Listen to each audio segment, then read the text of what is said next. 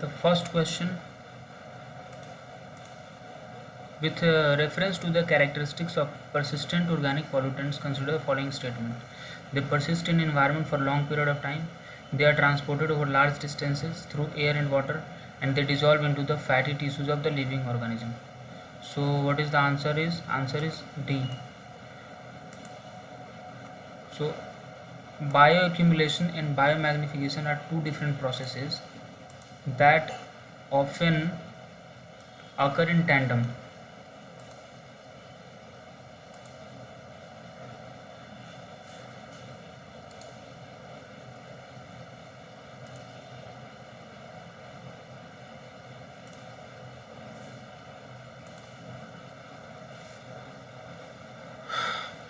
So one that often occur in tandem with one another. The bioaccumulation is the process by which toxins enter the food web by building up in individual organism, while biomagnification is the process by which toxins are passed from one trophic level to the next. Bioaccumulation, in which uh, enters the body food web, okay, and biomagnification एक layer से दूसरे layer पे transfer होता है, एक trophic level से दूसरे trophic level पे ट्रांसफर होता है, that is called biomagnification. Toxins are passed on from one trophic level to the next, okay, and thereby increases in concentration with the food web. Synthetic, that is man-made chemicals called persistent organic pollutants or POPs are of primary concern when looking at bioaccumulation and biomagnification. So these chemicals do not easily break down in the environment and can build up in the fatty tissues of the living organism. Some examples of POPs are DDT. DDT is an insecticide that was used extensively post World War II, and PCBs. PCBs are the flame retardants. So we'll see the full form of DDT and PBTs. PBT or PCB. PCBs and DDT are chemicals that were banned more than 30 years ago, but our air, water, land and bodies are so contaminated that decades of cleanup efforts have yet to eliminate their threats to our health. Today, food is one of the most likely exposure route to the PCBs. So PCBs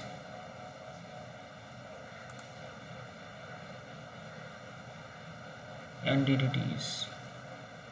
About PCBs. PCBs, polychlorinated biphenyls. Polychlorinated biphenyls are synthetic chemicals first produced in the late 1920s. They were used as cooling fluids in electrical equipment and machinery because of their durability and resistance to fire. Okay, so these are the polychlorinated biphenyls. The Monsanto stopped producing them in 1977. The EPA mandated phase out of most uses shortly thereafter. Okay. DDT मतलब basically PCBs जो पोलीक्लोरिनेटेड बाइफेनाइल्स हैं वो cooling fluids cooling के लिए electrical equipment में cooling के लिए इसको यूज़ करते थे, मशीनरी में कूलिंग के लिए यूज़ करते थे. And DDT was the dichloro diphenyl trichloroethane. Dichloro-diphenyl trichlorothane. It was developed as insecticide in 1940s and was widely used in World War II to combat insect-borne diseases. DDT's effectiveness, persistence, and low cost made it popular for agriculture and commercial uses. More than £1 billion were used in US over 30-year period. ठीक है. Today, use of DDT is limited to malaria control program in some developing countries. Okay, so these two are banned now. So PCBs are flame retardants. यहाँ पे flame retardant लिखा है but इसको cooling के लिए भी यूज़ करते थे. ठीक है. DDT एक इंसेक्टिसाइड है. ठीक है. तो ये दोनों ही पॉप्स हैं, that is persistent organic pollutants हैं, जो कि बायोमैग्निफिकेशन और बायोएक्यूमुलेशन दोनों के लिए बहुत हार्मफुल है. Although the production of these chemicals was banned during 70s and 80s, they can still be found in oceans as well as the tissues of many marine animals because of their ability to persist in the environment for longer period of time. move within the water. They transported over large distances through air and water and dissolve into the fatty tissues of the living organism. So for all these reasons, POPs like DDT and PCBs are especially good at bioaccumulating and biomagnifying. Hence the correct answer is option D. Bioaccumulation occurs at the base of a food web. ठीक है, food web usually within the primary producers like phytoplankton. So जहाँ से food web शुरुआत होगा वहाँ से ही primarily बायोअक्यूमुलेशन होना शुरू हो जाता है. जैसे फाइटोप्लैंक्टन्स, जो दिस पॉप्स हैं, पॉप्स पानी में मिल जाते हैं and then it enters into the phytoplankton and then phytoplankton is eaten by fishes. Fishes are eaten by large fishes, and this is how it enters the food chain. These microscopic photosynthetic organisms absorb POPs directly from the sea water and accumulate them in their bodies over time. The toxins build up in their tissues because they are absorbed from the water at a rate faster than they can be metabolized. Biomagnification occurs when slightly larger organism called zooplanktons. Biomagnification occurs when slightly larger organisms called zooplanktons feed upon the contaminated phytoplankton and in turn absorb POPs into their own tissues at the higher concentration. So bioaccumulation occurs at the lower trophic level, or we can say at the base of the food web, but biomagnification occurs when larger organisms feed upon those primary producers like zooplanktons eat the phytoplanktons. In that case, zooplankton will have will eat the contaminated phytoplankton and it will absorb the POPs in their own tissues. These more contaminated phytoplankton zooplankton eats, the more pollutants it will have in its body. In other words, POPs can be passed from producers to consumers and to consumer to another consumer, and so on. So biomagnification can continue all the way up the food web or chain because the amount of POPs become more and more concentrated at its trophic level. Right. So amount of persistent organic pollutants become more and more concentrated at its trophic level. Some of the ocean's apex predators are at risk of gaining potentially fatal level of POPs within their bodies. Okay. So now next question, the BMI, the body mass index. The body mass index consider the following statement. It is a measure of the daily intake of calorie requirement by person to sustain physiological activities.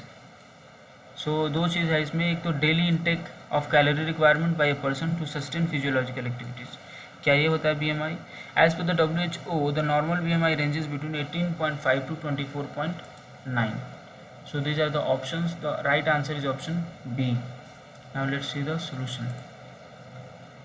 The BMI is measured as weight in kg divided by a square of the height in the meters. Body mass index is measured as the weight in kg divided by a square of the height in the meters. It is a measure of body fat. It is a measure of body fat based on height and weight. So it is a measure. So BMI is a measure of body fat and based on height and weight.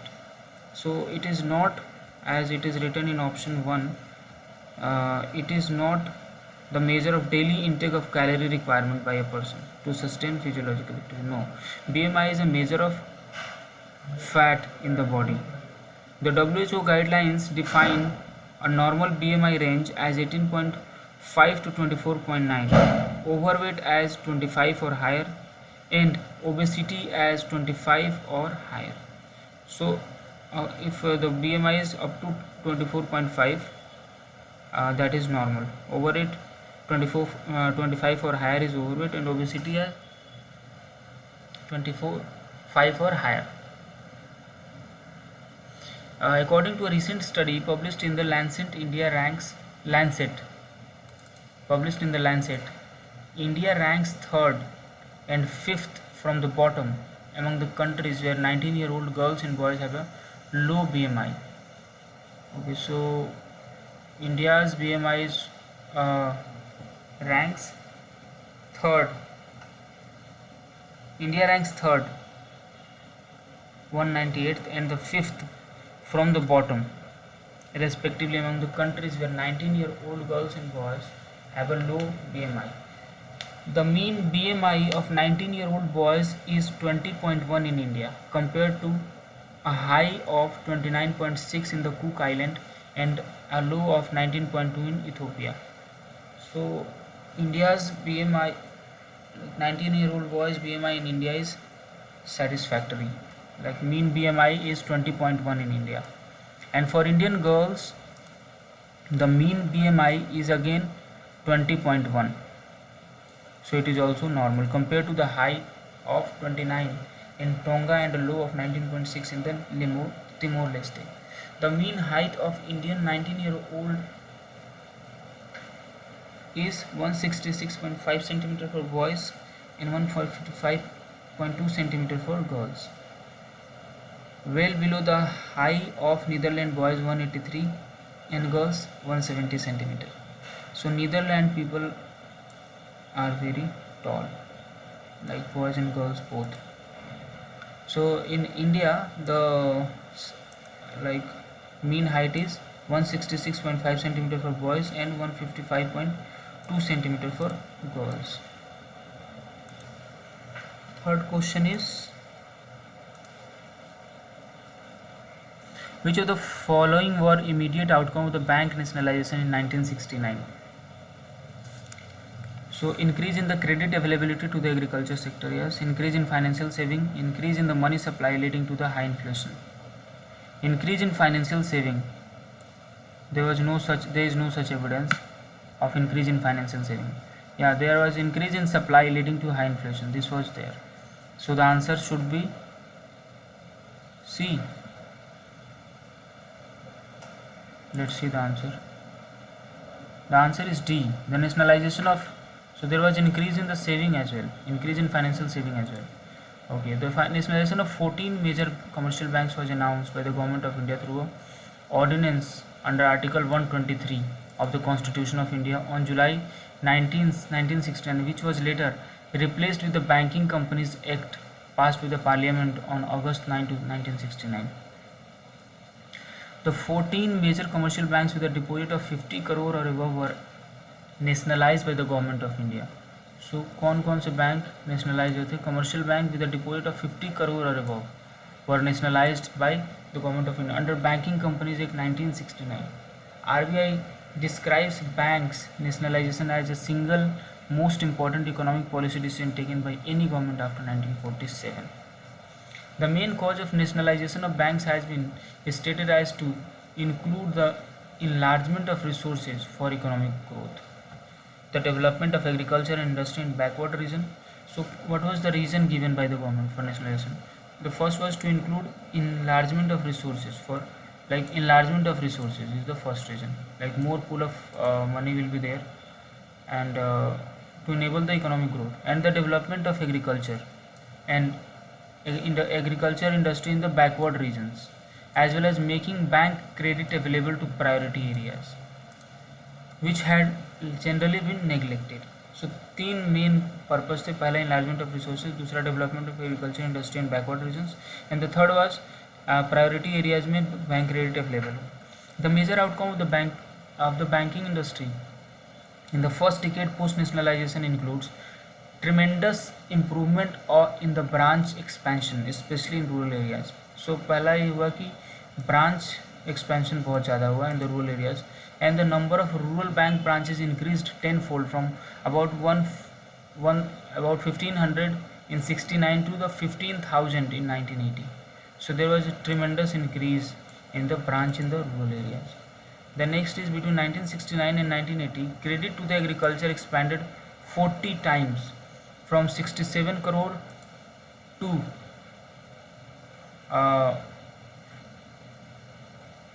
2700 crores. So increase in the credit to the agriculture sector. Then financial savings rose as lenders opened new branches in areas that were unbanked, and the gross domestic saving almost doubled. Gross domestic saving almost doubled as a percentage of national income in the 1970s. So gross domestic saving was also doubled. The interstate disparity in the availability of bank offices declined. Like it was there that in few states there was a large number of banks, but in few other states the number of bank branches were very low. So this disparity was declined. The growth of money supply, which had been more or less a single digit figure in the previous decade, suddenly increased to 10.5%. So there was a growth of money supply in the banking channel. Between 1961 and 70, the money supply went up to 2.2 times, certainly given a fillip to the prices and inflation. So this was the impact of bank nationalization which happened in 1969 pursuant to ordinance passed under Article 123. So let's see about Article 123 of Indian Constitution. Article 123 of the Constitution grants President certain law-making powers to promulgate ordinances when either of the House of Parliament is not in session. The President cannot promulgate an ordinance unless he is satisfied that there are circumstances that require immediate action. So ordinance making power of President is there under Article 123. The fourth question is, the report Assessment of Climate Change over the Indian Region has been released by which of the following? Assessment of Climate Change over the Indian Region. This report has been released by which entity? So this is released by Ministry of Earth Sciences. Assessment of Climate Change over Indian Region is released by, this report is released by Ministry of Earth Sciences. So assessment of climate change over the Indian region. The first assessment of climate change over Indian region was recently released by Union Ministry of Earth Science. Temperature rise over India. India's average temperature has risen by around 0.7 degree during 1901 to 2018. So average rise in the temperature in India region is 0.7 degrees Celsius. The rise in temperature is largely on account of greenhouse gas induced warming, partially offset by forcing due to anthropogenic aerosols and change in the land use, land cover. So what is the major reason of this increase in temperature? Greenhouse gas induced warming first, and the second is due to the anthropogenic aerosol, and third is changes in the land use, land cover. So these are the reason of temperature rise over India. Indian Ocean warming. Indian Ocean warming. Sea surface temperature of the tropical Indian Ocean has risen by 1 degree Celsius on an average. So this is very alarming. That is, sea surface temperature of the tropical Indian Ocean has risen by 1 degree Celsius on an average during 51 to 2015. It markedly higher than the global average sea surface temperature warming of 0.7 degrees Celsius over the same period. So sea surface temperature of tropical Indian Oceans has risen with a rate greater than the global average. Change in the rainfall. The summer monsoon precipitation over India has declined by around 6% from 51 to 2015. The summer monsoon precipitation has declined. So summer monsoon precipitation declined around 6% from 51 to, जो जून से सितंबर वाला period होता है उसके बीच में जितना बारिश होता है उसमें कमी हुई है, डिक्लाइन हुआ है, अराउंड 6% डिक्लाइन हुआ है 51 टू 2015 के बीच में, with notable decrease over the Indo Gangetic plains in the western Ghats. और उधर मेन डिक्रीज किस एरिया में हुआ है? इंडो गैंजेटिक प्लेन्स में और वेस्टर्न घाट में ज़्यादा डिक्रीज हुआ है. The frequency of localised heavy precipitation occurrence has increased world wide. हाँ, ये this is the most visible effect I can say of global warming, that localized heavy precipitation occurrence, and it has increased in India as well as worldwide in response to the increased atmospheric moisture content. Over central India, the frequency of daily precipitation increased daily precipitation extremes with rainfall intensities exceeds 150 million, a 150 mm per day increased by about 75% during 50 to 2015. So basically over central India the frequency of daily precipitation extremes with rainfall intensifies. So the thing which we have to notice, the change in rainfall, the summer monsoon rainfall has declined first. The second is the localized heavy precipitation has increased. Now about droughts, the overall decrease of seasonal summer monsoon rainfall during the last 6 to 7 decades has led to an increase in propensity for droughts over India. So this is obvious that if the seasonal summer monsoon rainfall will provide less rainfall, then that will increase the propensity for droughts. So both the frequency and the spatial extent of droughts have increased significantly.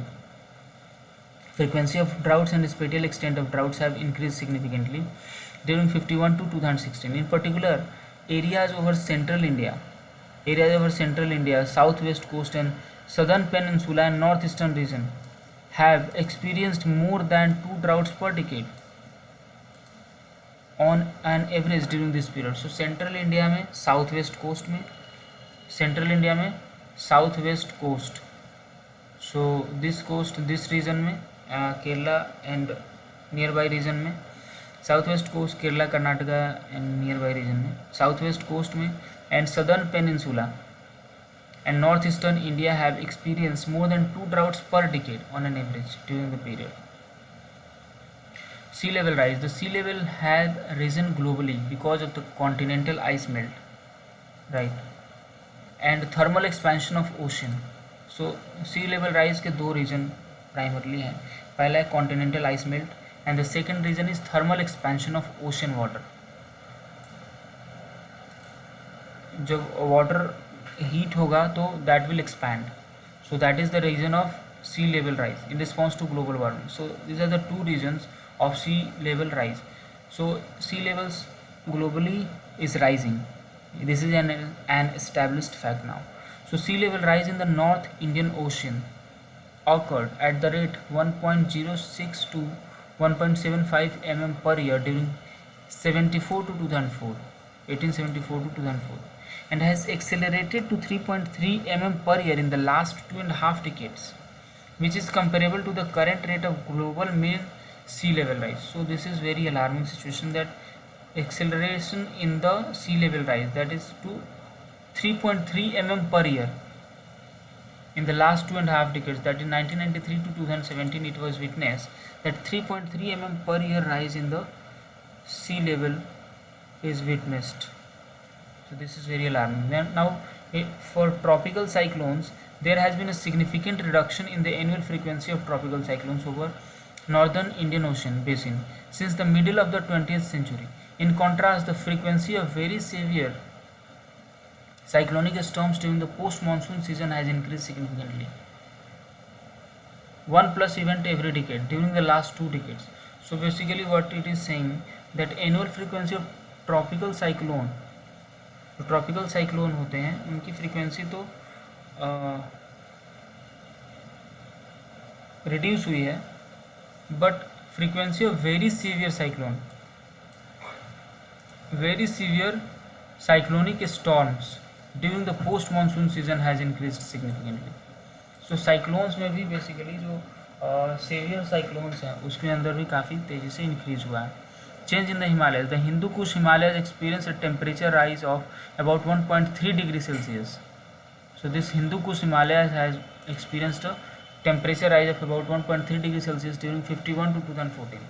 Several areas of Hindu Kush Himalayas have experienced a declining trend in snowfall. So experienced a declining trend in the snowfall and also retreat of glaciers in the recent decades. In contrast, the high elevation Karakoram Himalayas have experienced higher winter snowfall that has shielded the region from the glacier shrinkage. So Karakoram range में ज़्यादा winter snowfall हो रहा है, but Hindu Kush में कम हो रहा है snowfall. And Karakoram range का जो स्नोफॉल है that is holding the stock of glacier, otherwise glacier shrinkage होता, जितना तेज़ी से ग्लेशियर्स स्नोफॉल डिक्लाइन हो रहा है in the Hindu Kush region में और वो पिघल रहा है.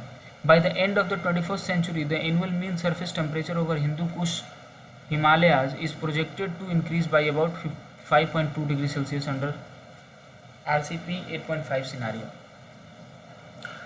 ठीक है. सो 20th सेंचुरी के अंत तक हिंदू कुश हिमालय का जो एनुअल मीन सरफेस टेम्परेचर है 5.2 डिग्री सेल्सियस हो जाने का संभावना है. So this is question number 4. So basically ये जो रिपोर्ट है the assessment of climate change over Indian region, ये report ministry of earth sciences ने पब्लिश की हुई है और इसके अंदर टेम्परेचर राइज ओवर इंडिया के ऊपर बात, temperature rise over India, Indian ocean warming, change in rainfall, droughts, sea level rise and tropical cyclones, change in the Himalayas, इन सारे टॉपिक्स के ऊपर डिस्कशन है जो अभी हमने देखा. Now question number 5. With reference to the Sittanavasal painting consider the following statement. Sittanavasal painting, these paintings are rock cut painting found in the state of Kerala, the first option. The second option, these paintings are associated with the Jainism. Sitan-Vasan painting, so answer is B. So let's read about this. The Sitan-Vasan painting are the associated with Jainism, and let's read more about this.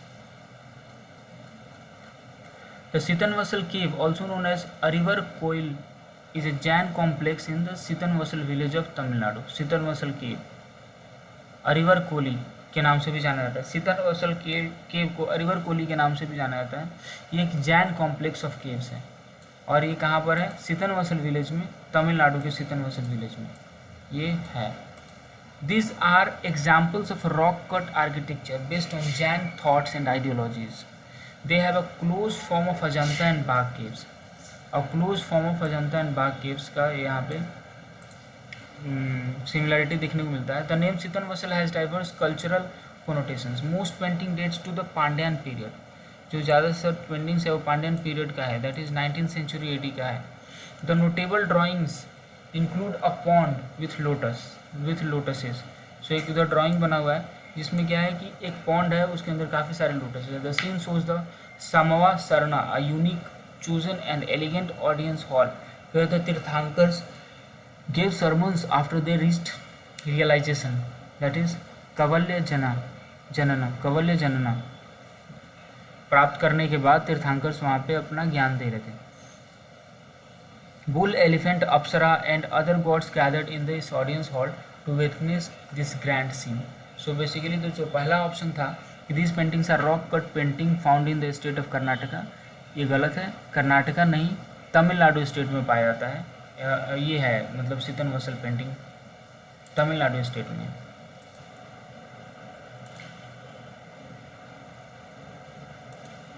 Question number 6. The global innovation and technology alliance GITA, a platform encouraging industrial investment in innovative technology, is jointly developed by Department of Science and Technology and which entity?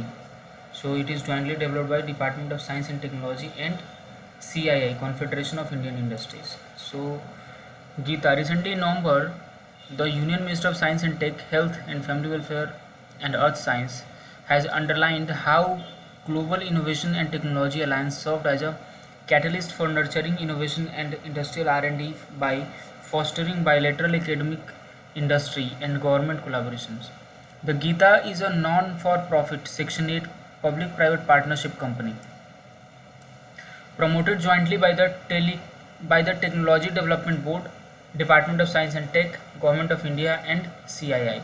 So basically this Geeta is promoted by TST, Department of Science and Technology, Technology Development Board and the CII. And option C is correct. The Prime Minister's Council on Trade and Industry had in 2010 recommended incorporation of the government's arm length entity under PPP model to professionally manage the government's fund for providing flexibility to industry for undertaking R&D along with the global partners. The Geeta platform encourages industrial investment in innovative technology. So basically GITA का क्या purpose है कि encourage करता है investment innovative technology के अंदर। और कैसे? बाय मैपिंग टेक्नोलॉजी गैप्स, जो भी टेक्नोलॉजी के अंदर गैप्स है उसको मैप करना, और एक्सपर्ट इवेल्यूशन कराता है टेक्नोलॉजीज़ का, जो भी अक्रॉस ग्लोब जो भी लाइक एक्सपर्ट्स है उस उनके द्वारा एक्सपर्ट इवेल्यूशन कराता है। फिर टेक्नो स्ट्रेटेजिक कोलैबोरेशन करता है and appropriate for Indian economy, तो it facilitates techno strategic collaboration partnership appropriate for Indian economy and connecting industrial and institutional partners for synergic match making and providing soft funding for technology development acquisition, for technology development या technology acquisition या technology deployment. So basically GITA government और industry के बीच का एक bridge बन के industry को हेल्प करता है। एंड इसके वो हैं पार्टनर्स हैं, ज्वाइंटली प्रमोटर्स हैं, जैसे technology development board, department of science and technology and the CII, the confederation of Indian industries. Now let's move on to question number 7. तो question number consider following regarding birds of prey. These are the birds that are small in size and live longer, live together in large groups. Birds of prey have excellent vision with a wide binocular range. Sparrows and parrots are example of birds of prey. Sparrows and parrots are definitely not example of birds of prey because ये तो जैसे नाम से पता चल रहा है शिकार करने वाले। Sparrows and parrots are शिकार नहीं करते। Okay, so the answer is option number 2. So birds of prey have excellent vision with a wide binocular range. They are not small in size and they live alone. Now let's read the answer. Birds of prey, also known as raptors, include species of birds that primarily hunt and feed on the vertebrates that are large relative to the hunter. Millions of birds live all over the world. Dukes, pigeons, pigeons, passerines, but none are termed birds of prey. So generally it is agreed that there are three defining factors that makes up birds of prey. 3 defining factors है जो कि birds of prey बनाते हैं. पहला, it eats meat, sometimes hunted, sometimes carrion. It has a superb vision. तो पहला है कि ये एक तो मीट खाता है, it eats meat, कभी hunted and sometimes carrion. And the second is it has super vision with a wide binocular range. And third, it catches its food with its feet. So these 3 are the defining factors that makes a birds of prey. That is, it eats meat. The second, it has super vision. Third, it catches its food with the feet. There are diurnal birds of prey also, जो कि दिन और रात दोनों में देख सकते हैं. ऐसे भी birds of prey हैं. That is, birds of prey that fly and hunt during the daylight hours. Hawks, buzzards, eagles and falcons to name but a few examples. Basically ये जो हैं hawks हैं, buzzards हैं, eagles हैं, falcons हैं, ये सब birds of prey हैं. There are also the nocturnal birds of prey. Nocturnal birds of prey जो रात में अपना शिकार करते हैं. These, for example, owls. These fly and hunt at night and these are the owls. The Victorian scientific name for birds of prey is raptor. Okay, birds of prey का दूसरा नाम क्या है? रैप्चर है. This name comes from the Latin word meaning of plunderer, someone who seizes and carries away. That is pretty much what birds of prey and raptors do. They seize or grab their prey and carry it away. To do this, raptor have very strong legs and powerful feet with a very sharp curved talons. They also have strong hooked beaks. Okay. Now so they also parrots have even a stronger hooked beaks but rarely use them for tearing meat. Instead they are used for opening hard fruit and nuts. Although other birds have very strong feet such as an ostrich, none can grip like a rapture, nor generally do they have a very sharp claws.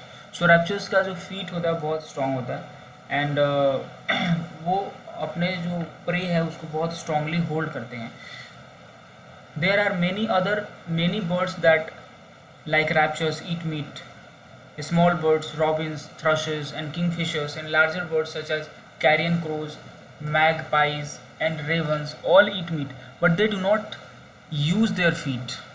These all eat meat, but they do not use their feet to catch their quarry. Instead, they use their beaks.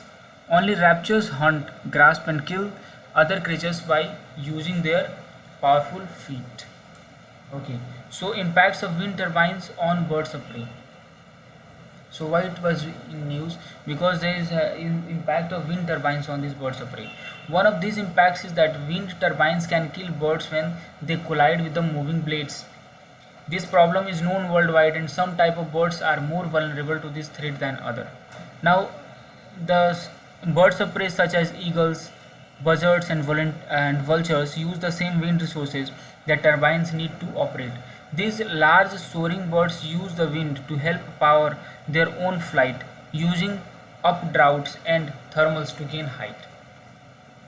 So basically ये जो vultures और buzzards जैसे and eagles जैसे birds of prey हैं, they use the wind to gain their speed. So basically the wind turbines is affecting them in gaining the speed. So this can make them particularly vulnerable to collision with the wind turbine blades, which can travel at the speed of up to 290 kilometers per hour. And either eagles don't see them or don't perceive them as a threat until it's too late. In South Africa, recent research found that 36% of the birds killed by wind turbines were birds of prey. These birds have basically south Africa में एक study से पता चला कि 36% जितने भी birds मरे हैं विंड टर्बाइन की वजह से, उसमें से 36% बर्ड्स ऑफ प्रे हैं. This birds have long life spans and produce relatively few young each year, which means that even a small increase in death can cause their population to decline. So this wind wildlife conflict has been termed as a green dilemma. Okay, इसको green dilemma के नाम से भी जाना जा रहा है आजकल. The more clean energy and healthy bird population are both desirable environmental goals, yet with detrimental counter effect. So this green dilemma is when wind wildlife conflict occurs. So this is very important for prelims point of view. Green dilemma. The now next question is question number 8. Consider the following statement regarding parliamentary standing committees. PSCs are permanent bodies constituted every year and work in a continuous manner. All bills have to be scrutinized by the parliamentary standing committee. The answer should be A, because all bills don't have to be scrutinized by PSCs. So the parliamentary committees are set up as instrument to assist the working of parliament. So parliamentary committees का purpose क्या है कि parliament को assist करना on its various activities. They are classified into a standing committee and ad hoc committee. तो दो तरह की कमेटी होती है, एक स्टैंडिंग होती है जो परमानेंट बेसिस पे होती है, और एड हॉक होती है जो टेम्परेरी नेचर की होती है. जो स्टैंडिंग कमेटी है वो परमानेंट होती है और हर साल ये बनाया जाता है, and work is a continuous manner, ये कंटिन्यूस मैनर में काम करती है. So it is not mandatory for a bill to be scrutinized by parliamentary standing committee. In the recent session of parliament, all the bills were passed without scrutiny by the parliamentary standing committee. And अभी भी जो monsoon session and हुआ है उसके अंदर भी कोई भी बिल parliamentary standing committee को नहीं भेजा गया है. So it is not mandatory basically. Moreover, after the formation of the 17th Lok Sabha, parliamentary standing committee have not been constituted, as consultation among the parties are still underway. Partly as a result of this, the bills were passed without committee scrutiny. Now let's move on to question number 9.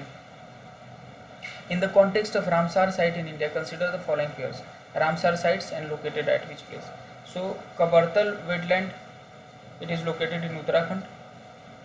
So इसमें से सही option कौन सा है? So let's see the answer. So 9th का answer is D. D is the answer, that is only 3 is correct. So Nandur Madhumeshwar is there in Maharashtra. Nandur Madhumeshwar Bird Sanctuary, it is there in Maharashtra. So recently Kabartal wetland of Bihar and Asan Conservation Reserve of Uttarakhand have been designated as Ramsar site, making them wetlands of international importance. Now total number of Ramsar sites in India is 39. So आज के date में total number of Ramsar sites कितने हैं? 39 है. It is the highest in south Asia. अभी दो जो recently add हुए हैं, पहला है कबरतल वेटलैंड, और कबरतल वेटलैंड कहाँ है? बिहार में है. दूसरा है असन कंजर्वेशन रिजर्व, ये कहाँ है? उत्तराखंड में है. सो कबरतल वेटलैंड की बात करें तो it is also known as Kanwar Jheel. It covers around 2,620 hectares of the Indo-Gangetic Plains in the Begusarai district of Bihar. ये कबरतल वेटलैंड्स या कन्वर झील कहाँ पर है? बेगूसराय डिस्ट्रिक्ट ऑफ बिहार में। It act as a vital flood buffer for the region besides providing livelihood opportunities to the local communities. Significant biodiversity is present in this region. Okay, it is important stopover along the Central Asian Flyway with 58 migratory water birds. So ये किस रास्ते में पड़ता है? Central Asian flyway वाले root में पड़ता है और उसके लिए एक सिग्निफिकेंट स्टॉप ओवर है। 5 critically endangered species inhabit the site. तो 5 क्रिटिकली इंडेंजर्ड स्पेसीज जो है यहाँ पे रहती हैं, वो कौन कौन सी हैं? तो उसमें से 3 तो वल्चर्स हैं, that is red headed vulture है, and white rumped vulture है, and the third is Indian vulture, and 2 water birds, that is sociable lapwing is the first and the second is Bear's pochard. So 5 critically endangered species कौन कौन से हैं जो यहाँ पे कन्वर झील में रहते हैं या फिर कबरतल वेटलैंड में रहते हैं? उसमें 3 वल्चर्स हैं, that is red headed vulture, white rumped vulture, and the third is Indian vulture, and the 2 water birds हैं, sociable lapwing and the Baer's pochard. So major threat to the site include water management activities. So major threat क्या है? Water management activities such as drainage, water abstraction, damming and canalisation. फिर दूसरा जो option था कि Assam conservation reserve. Assam conservation reserve कहाँ है? उत्तराखंड में है। So it is Asan river के ऊपर है, running down to its confluence with the Yamuna river in Dehradun district of Uttarakhand. तो ये कहाँ पर है? देहरादून डिस्ट्रिक्ट ऑफ उत्तराखंड में है और ये उत्तराखंड का फर्स्ट रामसर साइट है। कौन सा? Assam river Assam conservation reserve. ये उत्तराखंड का पहला रामसर साइट है। एंड असम बराज यहाँ पे 1967 में बना हुआ था, ठीक है। And this other non avian species present include 49 fish species, ठीक है, काफ़ी सारे स्पेसीज को। बियर पोचर्ड को करता है, वाइट रम्प्ड वल्चर को, ठीक है। देन रेड हेडेड वल्चर्स जो कि क्रिटिकली इंडेंजर्ड है, ये भी इस यहाँ पर भी पाए जाते हैं। अगला है नंदूर मधमेश्वर बर्ड सेंचुरी, ये महाराष्ट्र में है and Nashik district of Maharashtra में पड़ता है। It was declared Ramsar site in January 2020 में इसको डिक्लेयर किया। It has been found by shallow back water of Nandur Madhmeshwar dam, also known as Maharashtra Bharatpur. So basically Nandur Madhmeshwar dam के थ्रू के बैक वाटर से ये बना हुआ है नंदूर मधमेश्वर बर्ड सेंचुरी। और ये इट वॉज फाउंड इन 1986, ठीक है। इसमें थ्रेटन प्लांट्स हैं जैसे कि Indian sandalwood, threaten birds like Indian spotted eagle, eastern imperial eagle, common pochard, ये सब यहाँ पाए जाते हैं। 536 स्पेसीज यहाँ पे लगभग है।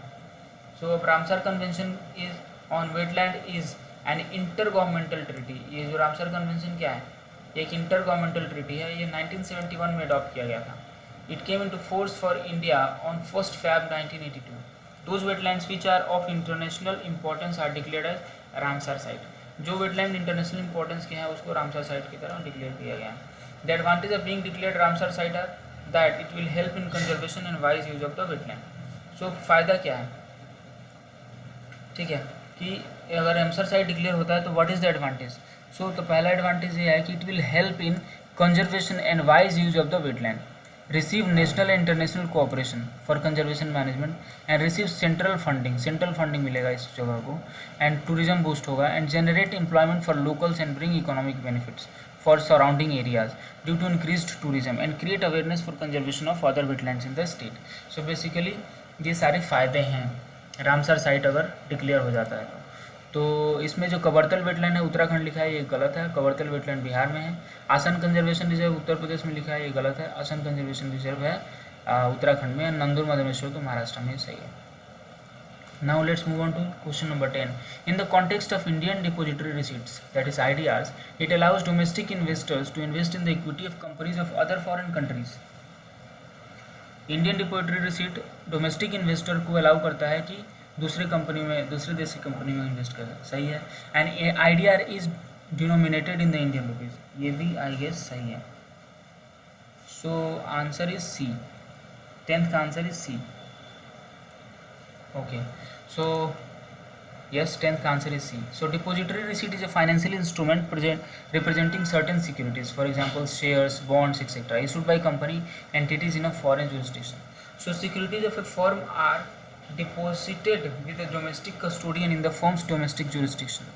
So एक फॉर्म का जो सिक्योरिटी है वो डोमेस्टिक कस्टोडियन फॉर्म के डोमेस्टिक जुरिस्डिक्शन में डिपॉजिट करता है और corresponding depository receipt is issued abroad which can be purchased bye foreign investors. So basically मैं अगर इंडियन इन्वेस्टर हूँ, मुझे फॉरेन कंपनी में इन्वेस्ट करना है, तो मैं एक डोमेस्टिक कस्टोडियन के पास अपने पैसे दूंगा और वो मुझे सिक्योरिटी इशू करेगा और वो कस्टोडियन जो फॉरेन कंपनी है उसके शेयर्स में इन्वेस्ट करेगा.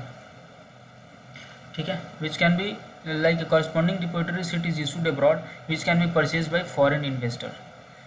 DR is negotiable security which means that an instrument is transferable.